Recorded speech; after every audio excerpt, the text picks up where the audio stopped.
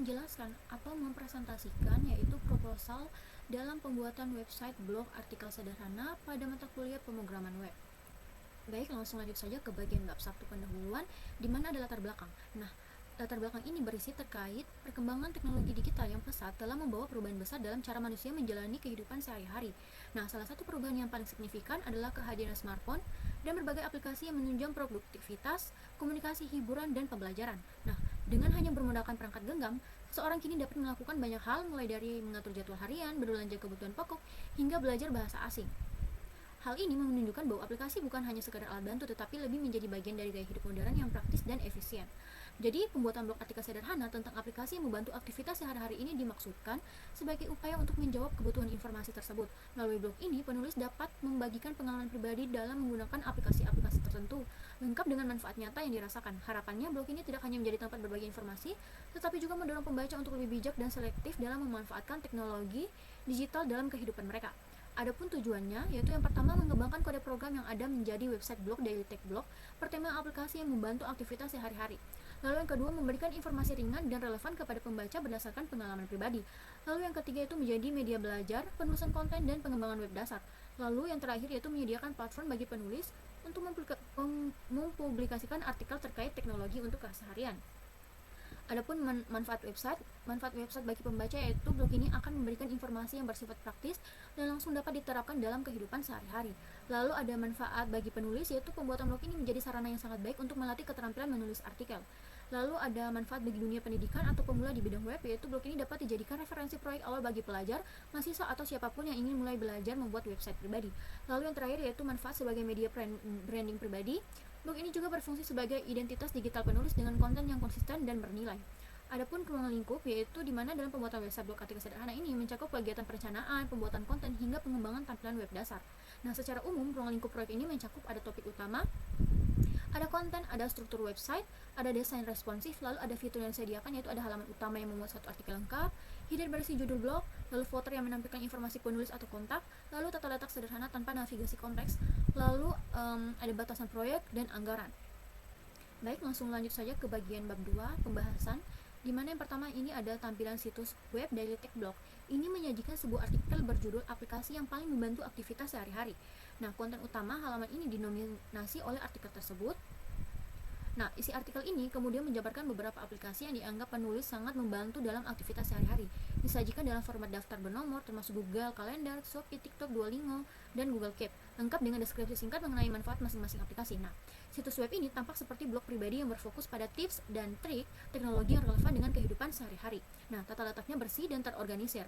Lalu, dengan pemisahan yang jelas antara area konten utama, sidebar untuk navigasi dan informasi tambahan, serta footer standar dengan tautan kontak dan media sosial.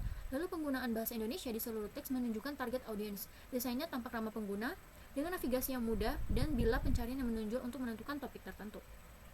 Baik, pada bagian penjelasan kode program yang digunakan, di mana menjelaskan kode program dan fungsinya adalah hal penting karena dapat membantu kita memahami bagaimana suatu sistem atau tampilan bekerja dari dalam. Di sini saya akan menjelaskan menggunakan VS Code.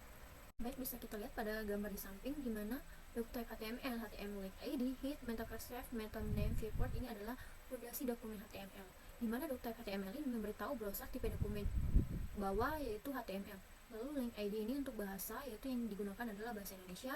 Lalu charset UTF-8 itu untuk mendukung berbagai karakter, dan meta name viewport yaitu adalah kunci untuk membuat halaman responsif agar tampil baik di berbagai perangkat.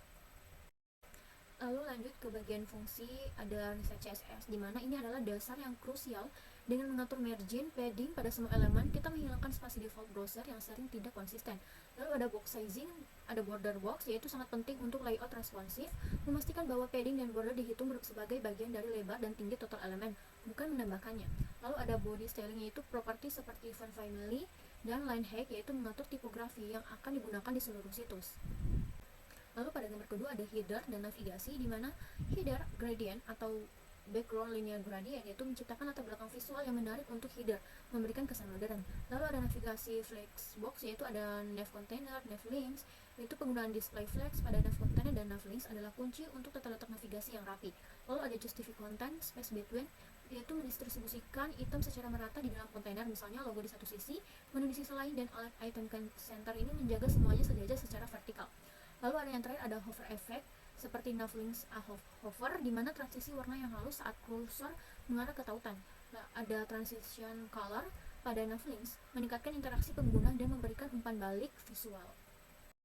Lanjut pada gambar ketiga yaitu main content grid dan artikel, di mana grid layout seperti main, display grid, dan grid template columns adalah inti dari tata letak dua kolom untuk konten utama dan sidebar.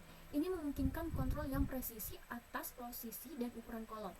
Lalu ada card styling yaitu seperti konten, propertinya seperti background color, padding, border radius, dan box shadow digunakan untuk menciptakan efek kartu yang bersih dan modern untuk blok konten membuatnya menonjol dari latar belakang.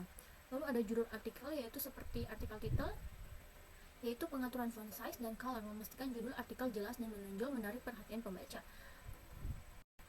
Lalu ada pada gambar 4 yaitu ada sidebar dan text cloud, di mana sidebar styling ini atau asset mirip dengan konten. Nah, styling ini memberikan tampilan kartu yang bersih pada sidebar, menjaga konsistensi desain. Lalu ada text cloud flexbox seperti text cloud, display flex, dan flex wrap. Ini memungkinkan tag ditampilkan dalam satu baris, namun secara otomatis akan melipat ke baris berikutnya jika ruang tidak cukup. Ini menjadikannya responsif. Gap memberikan jarak yang rapi antar tag. Lalu ada yang terakhir ada tag hover effect atau tag hover. Ini yaitu efek hover yang mengubah warna latar belakang teks pada tag, memberikan umpan balik visual yang jelas kepada pengguna.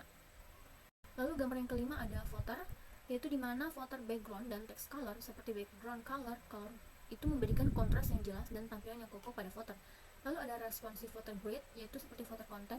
Penggunaan grid template columns repeat itu sangat penting untuk footer yang responsif. Ini secara otomatis menyesuaikan jumlah kolom berdasarkan lebar layar, memastikan konten foto tersusun dengan baik di semua ukuran perangkat. Lalu ada copyright separator, yaitu seperti copyright border top. Ini memberikan garis pemisah yang sederhana namun efektif untuk memisahkan bagian hak cipta dari konten foto lainnya.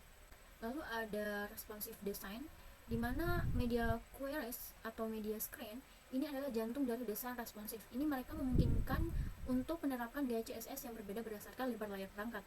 Nah, ada layout adaptasinya itu ada main dan live container pada media screen, dan grid template columns pada main ini adalah kunci untuk mengubah tata letak dua kolom menjadi satu kolom, sehingga sidebar berpindah ke bawah konten utama di layar yang lebih kecil. Lalu ada flex direction column ini pada nav container mengubah navigasi horizontal menjadi vertikal yang cocok untuk tampilan mobile. Lalu ada font size adjustment atau artikel title yang mengurangi ukuran font pada artikel title di layar yang lebih kecil, memastikan judul tetap mudah dibaca tanpa memakan terlalu banyak ruang. Baik, lanjut ke struktur utama blog. Di sini ada header, nav, dan main content, di mana dia berfungsi membangun kerangka dasar blog dengan header navigasi dan konten utama. Lalu pada header ini menampilkan judul blog yaitu daily tag blog, dan tagline yaitu teknologi untuk kesehatan. Lalu ada class header container yaitu mengatur tata letak logo dan tagline. Lalu pada nav ini berfungsi berisi menu navigasi, ada beranda, ada artikel, ada tentang, ada kontak, dan kotak pencarian. Lalu pada kelas nav links ini yaitu mengatur daftar link navigasi. Pada kelas search box yaitu input pencarian dengan placeholder, cari artikel, dan tombol cari. Lalu pada main yaitu menampilkan konten artikel utama. Di sini gambar artikel ini menggunakan img atau search image. Lalu pada judul artikel yaitu menggunakan header satu kelas sama dengan artikel title. Lalu metadata ini yaitu tanggal posting. Lalu isi artikel ini dengan daftar aplikasi yang direkomendasikan menggunakan all class sama dengan app list atau aplikasi list. Lalu pada kelas artikel konten yaitu mengatur spacing dan format paragraf. Lalu pada kelas comment section untuk komentar. Bagian sidebar dan footer di mana fungsinya yaitu menambahkan elemen tambahan di sidebar dan footer untuk navigasi sekunder dan informasi kontak. Nah, pada bagian sidebar atau asset class ini di situ ada menggunakan beberapa widget, yaitu ada widget tentang penulis yaitu memperkenalkan penulis blog, ada widget kategori yaitu daftar kategori artikel, ada aplikasi mobile, gadget, dan lain-lain dalam bentuk list. Lalu ada widget artikel terbaru yaitu daftar link artikel terbaru. Lalu widget tag populer yaitu tag cloud dengan topik populer, contohnya itu ada Android, iOS menggunakan kelas tag cloud. Lalu pada ref kelas tag target blank ini yaitu tautan yang digunakan untuk di tag cloud. Penggunaan target blank ini penting karena akan membuka tautan di tab jendela browser baru, menjaga pengguna tetap di halaman utama. Nah, div class footer content ini ada div class footer section, dan div class social links adalah kelas dan struktur div ini digunakan untuk mengorganisir konten di dalam footer menjadi beberapa bagian yang berbeda, misalnya informasi blog, kontak, media sosial, yang kemudian dapat diberi gaya secara terpisah menggunakan CSS. Lalu ada div class copyright, yaitu bagian ini secara khusus menampung informasi hak cipta yang penting secara hukum dan standar web.